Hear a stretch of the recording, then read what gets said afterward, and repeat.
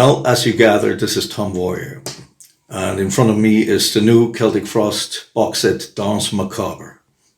To make a long story short, BMG Records in London approached me in November 21 with the idea of doing a Celtic Frost box set of the classic period of Celtic Frost, 1984 to 1987.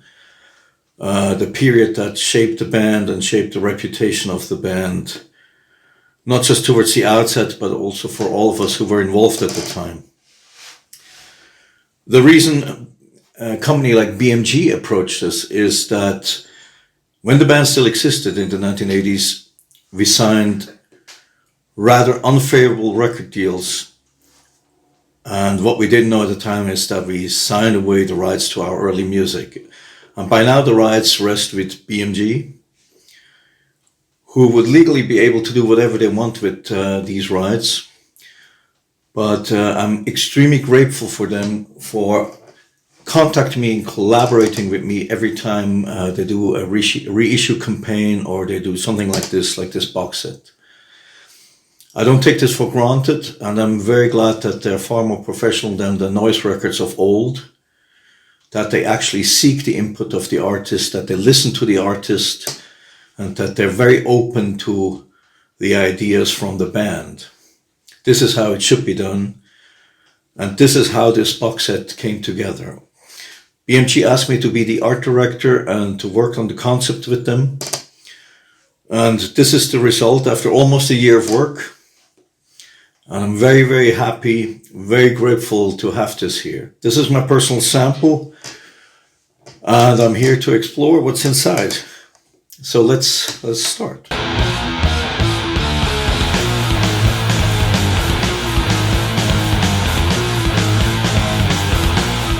This is the inside. Looks very nice. The embossed outside with a nice three-dimensional feeling. I love it. So I guess the contents start with the poster we designed. And we decided to have the poster symbolize the beginning and the end of the period that's represented in this box set. In other words, the early Celtic Frost and the Celtic Frost of the late experimental period in 1987.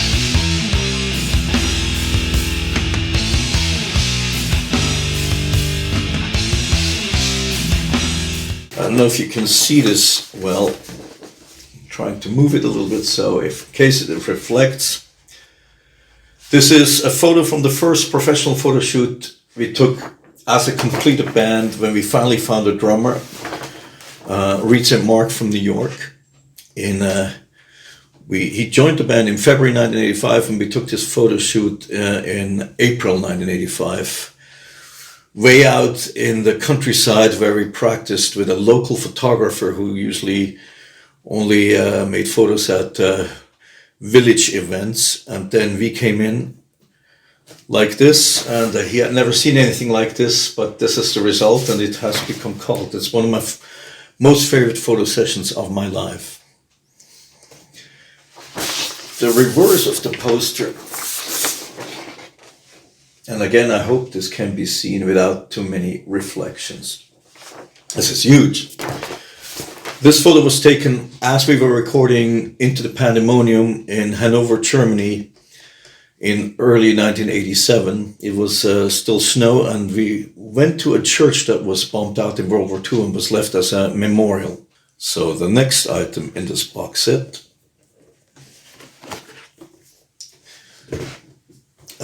is probably what I personally like best about box sets.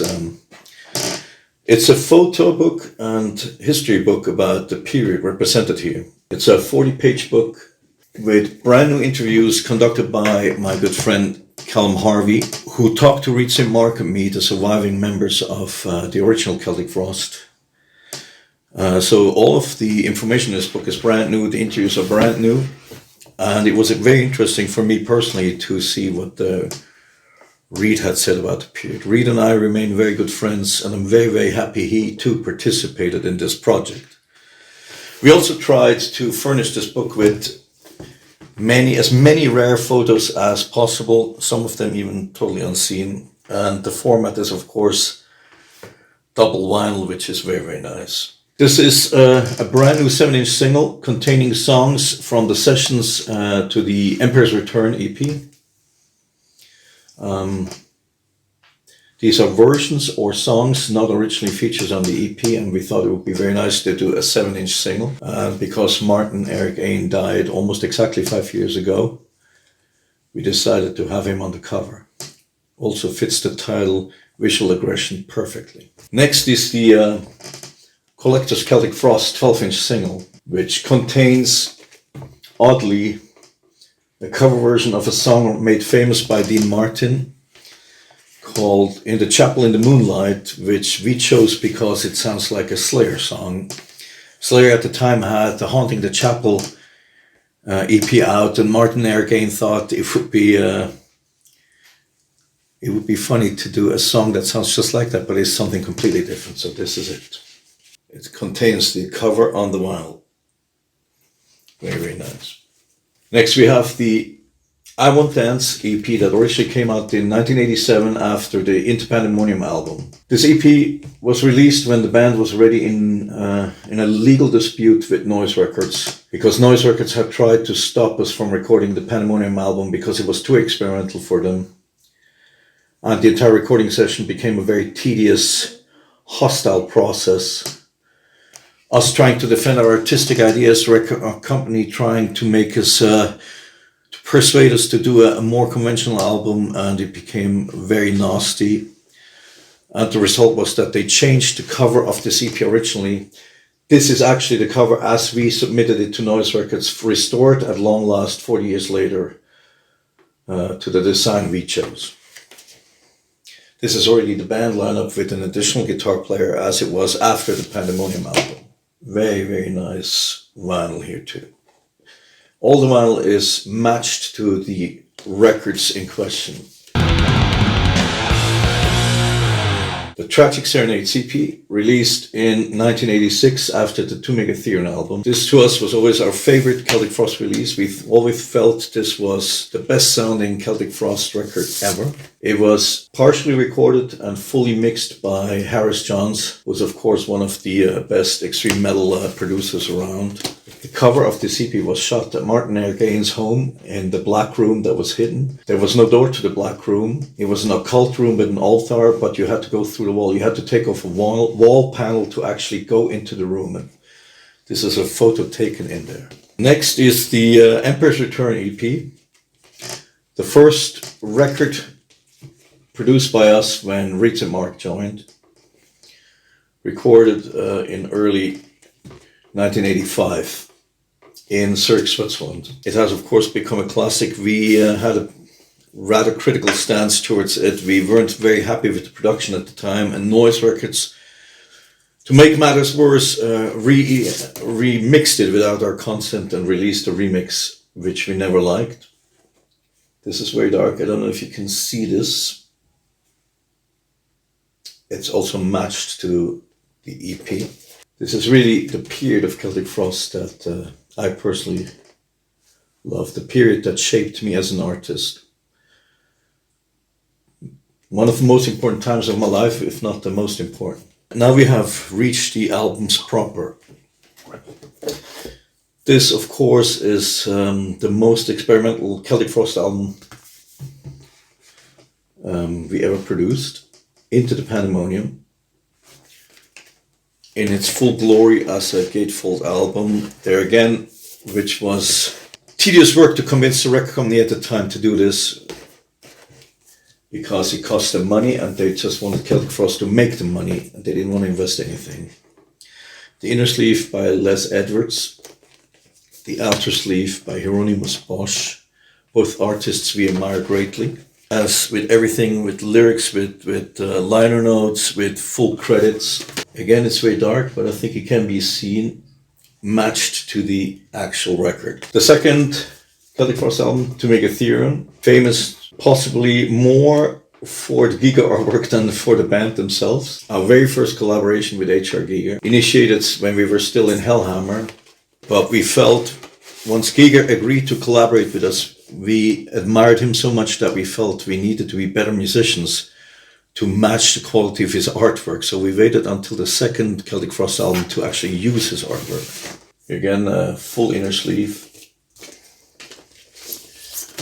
Matched vinyl, very nice. Everything feels high quality. I'm very, very happy with this.